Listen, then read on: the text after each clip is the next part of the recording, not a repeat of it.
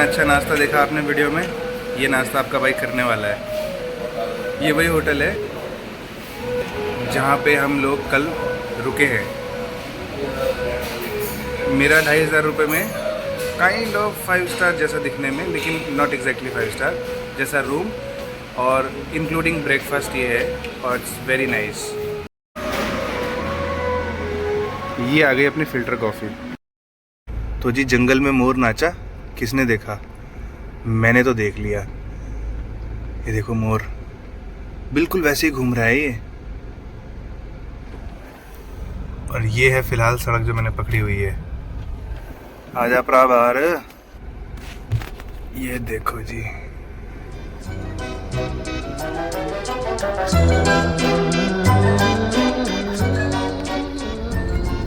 तो जी स्वामी शरणम आप सभी को एक बार फिर से। अभी हम हैं फिलहाल रामेश्वरम के रास्ते में। एक छोटा सा टाउन पड़ता है रास्ते में, जहां हम जो होटल मैंने आपको, रेस्टोरेंट मैंने आपको दिखाया, वो वहां पर ही है। वहां से जो हमने ये सड़क पकड़ा है, बड़ा अमेजिंग सड़क है। मैंने गूगल मैप्स वाला रास्ता लिया है, 2 रास्ते दिखा रहा था, एक टोल रोड, एक विदाउट टोल रोड। तो मैंने कहा भाई बहुत टोल दे दिया, माफ़ करो ज़रा, थोड़ा टोल अगर 100-200 बचता है तो बचा लेंगे। तो मुझे ये ना गांव के अंदर से लेके आया। तो तमिलनाडु के गांव बड़े सुंदर हैं, और तमिलनाडु में 2 तरह के लोग आपको मिलेंगे। एक कतई बिल्कुल ही ख़राब लोग, बहुत ही बुरे लोग जिसे कहते हैं, जो वो लोग थे जब हमारी गाड़ी फंसी थी वहाँ चेन्नई में, तो अपनी गाड़ियाँ निकलवा के जो निकल लिए थे।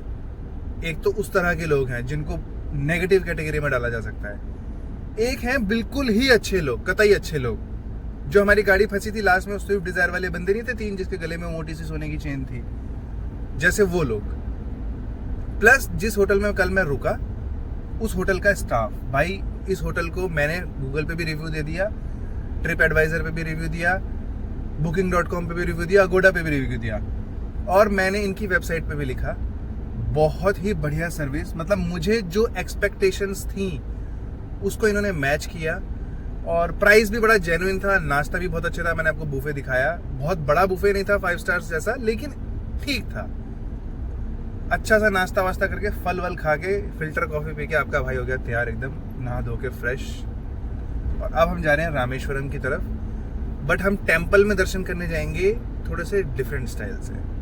मैंने कहा ना, हम आम लोगों की तरह नहीं ज़िंदगी जीते, थोड़ा सा अपना लदा हिसाब किताब है। तो अभी जो है, आज हम घूमेंगे पूरा दिन कोस्टल लाइन पर। आपको द नेविगेटर सीरीज़ की वजह से कोस्टल लाइन देखने को मिलेगी। उसके बाद हम लोग जाएंगे रात को, यानी कि early in the morning, Rameswaram temple में मणि के दर्शन करने के लिए। वो सब क्या होता है अभी मुझे भी नहीं पता, क्योंकि मैंने भी नहीं किया है। मैंने अपने कुछ मित्र गणों से सुना था कि ऐसा होता है। तो अब जरा मैं एक बारी दर्शन करके आऊँगा, फिर जब वापस आऊँगा आपको बताऊँगा कि कैसा रहा, क्या था। एक धाम तो है बद्रीनाथ ऊपर हमारे उत्तराखंड में, तो वो तो परफेक्ट है। वहाँ पे तो हमारा जो मैनेजमेंट है, हमारी जो गवर्नमेंट है, पुलिस है, प्रॉपर मेंटेन मैनेज करके रखती है सारी चीज़ें। लिमिटेड जो लोग होते हैं रजिस्ट्रेशन के हिसाब से, उन्हें आने दिया जाता है। पुरी में जो श्री जगन्नाथपुरी टेम्पल था, वो तो नेक्स्ट लेवल अमेजिंग था भाई। उड़ीसा की गवर्नमेंट, पटनायक साहब की गवर्नमेंट है वहाँ पर, बीजेपी बीजेडी करके वो है, मतलब बीजेपी के अलायंस ही हैं वो लोग। बहुत बढ़िया काम कर रहे हैं, और उड़ीसा की जनता फिर से आपके लिए प्यार, अमेजिंग।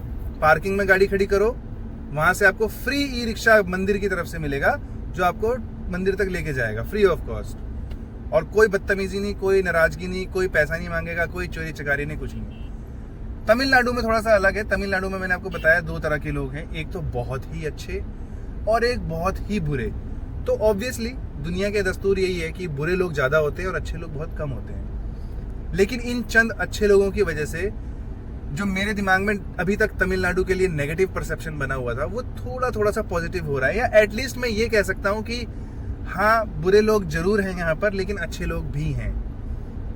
तो ओवरऑल ठीक है, बट ये रिकमेंडेड नहीं है कि आप तमिलनाडु में इस तरह से ट्रिप मारो जैसे मैंने मारी चेन्नई में। इस तरह से आप रामेश्वरम आ सकते हो दर्शन करने। बाकी रामेश्वरम का क्या एक्सपीरियंस है मैं आपको भी बताऊंगा आगे, जब हम अगली वीडियो में मिलेंगे आपसे। तब तक के लिए आप एंजॉय कीजिए इस खूबसूरत व्यू को। व्यू देखो जी, व्यू दोनों तरफ सड़क के पानी भरा हुआ है। वैसे ये खेत हैं, लेकिन फिलहाल फ्लड सिचुएशन की वजह से पानी भरा हुआ है। स्टिल देखो कितना खूबसूरत लग रहा है, और बीच में से जा रही है सड़क। बहुत बढ़िया, बहुत ही बढ़िया जिसे कहते हैं। अब थोड़ा सा पॉजिटिव वाइब्स आ रही है क्योंकि कल रात में ढंग से सोया हूँ।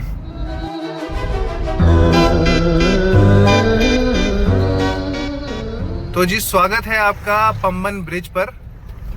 ये इंडिया का एक बहुत ही खास और बहुत ही लंबा ब्रिज है। वो जो लेफ्ट साइड में आप देख रहे हो वो रेलवे ट्रैक है। ये हम चल रहे हैं अभी रोड वाले ब्रिज पर। ये हमारे राइट साइड में जो है ये है इंडियन ओशन, हिंद महासागर, और लेफ्ट साइड में है बे ऑफ बंगाल, बंगाल की खाड़ी। बहुत ही बढ़िया एक्सपीरियंस। स्पीड लिमिट है 30, तो हम स्पीड लिमिट को फॉलो करेंगे, यातायात नियमों का पालन करेंगे। लेफ्ट में रेलवे ट्रैक हैं दो, एक पुराना एक नया। तो ऐसा नहीं है कि अंग्रेजों के बाद हमने इंफ्रास्ट्रक्चर नहीं बनाया, हम एक से एक इंफ्रास्ट्रक्चर बना रहे हैं।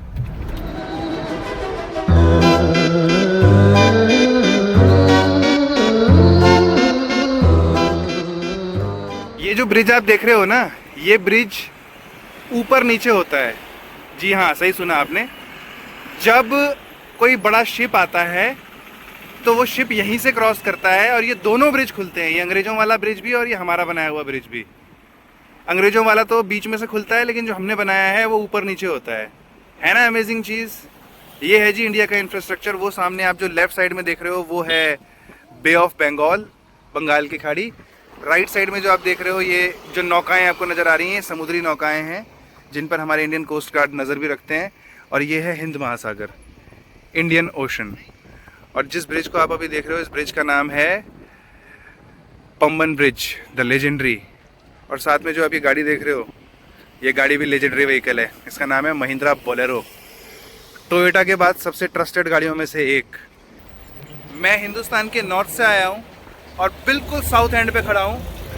अभी तक मुझे महिंद्रा की इस मेड इन इंडिया गाड़ी ने कोई धोखा नहीं दिया, कोई परेशानी नहीं करी। 5000 किलोमीटर चला चुका हूँ पिछले 10 दिन में, 10 नहीं शायद 12-13 दिन हो गए हैं। 5000 किलोमीटर से मुझे कोई परेशानी नहीं दी है। तो महिंद्रा पर भरोसा किया जा सकता है, स्पेशली उन गाड़ियों में जिनमें कम तारें लगी हुई हों। जितनी कम तारें उतने कम फेलियर चांसेस। स्वागत है आपका, आप देख रहे हैं द नेविगेटर। मैं हूँ शिवम।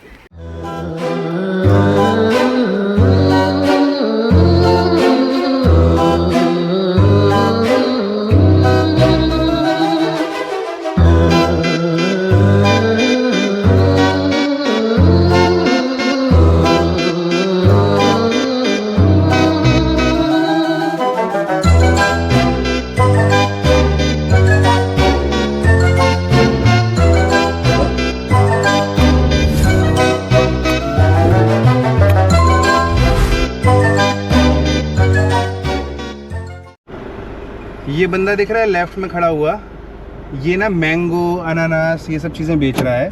यहाँ पे आपको बहुत लोग मिलेंगे ऐसे ये सब सामान बेचते हुए, मतलब ये खाने की चीज़ें बहुत स्वादिष्ट होते हैं। लेकिन इनका रेट होता है 20 रुपये, 30 रुपये, मैक्सिमम 40 रुपये, वो भी अगर आप कतई मर्सिडीज BMW में आ रखे हो तो। और यहाँ पे एक चीज़ का आपको ध्यान रखना है, ये ना जानबूझ के अनजान बनेंगे।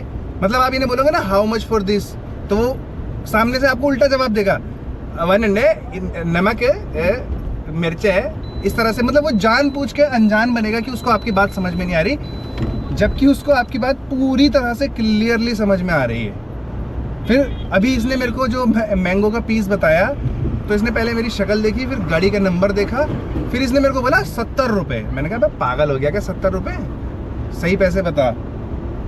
फिर जब मैंने उसको बोला, मैंने कहा no too much, give me discount, तो कहता है ओके सॉल्ट, और काटने लगा मैंगो जैसे मैंने ऑर्डर कर दिया हो।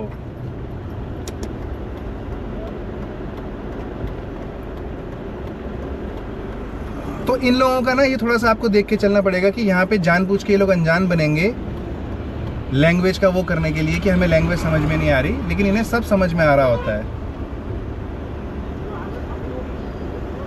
तो आपको थोड़ा सा उस हिसाब से डील करनी पड़ेगी इन लोगों के साथ।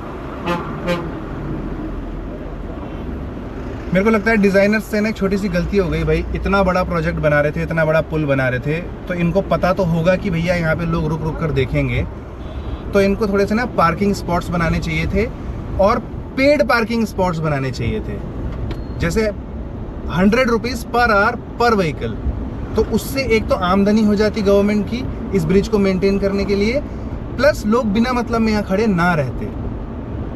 लेकिन इन्होंने इस चीज़ पर ध्यान नहीं दिया। आई थिंक ये एक मिस्टेक है मुझे लगता है, इतने बड़े प्रोजेक्ट में, मतलब हजारों करोड़ का प्रोजेक्ट होगा ये, बट इस पे पार्किंग स्पॉट्स बनाने चाहिए थे, क्योंकि लोग तो अभी भी रुक ही रहे हैं। अब ऐसा तो है नहीं कि आपने नो पार्किंग का बोर्ड लगा दिया और लोग मान जाएंगे कि अरे नो पार्किंग लिखा है, मैं नहीं रुकूंगा।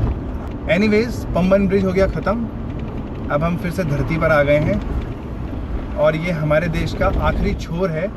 इसके बाद जो है हमारी कोस्टल लाइन ख़त्म हो जाती है और श्री राम के राम सेतु से आगे जाकर श्रीलंका आ जाता है। तो बहुत ही अच्छा अनुभव, बहुत ही खूबसूरत व्यू। ये जगह मैं कहूँगा कि मस्ट विजिट है और ये 4 धामों में से एक भी है।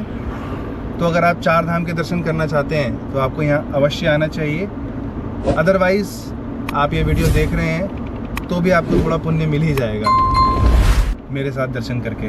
तब तक के लिए स्वामी शरणम। ये है जी मंदिर का प्रवेश स्थानम। दोनों तरफ समुंदर है, बीच में से सड़क जा रही है और सामने जो आपको वो येलो कलर की बिल्डिंग नज़र आ रही है वो है मंदिर।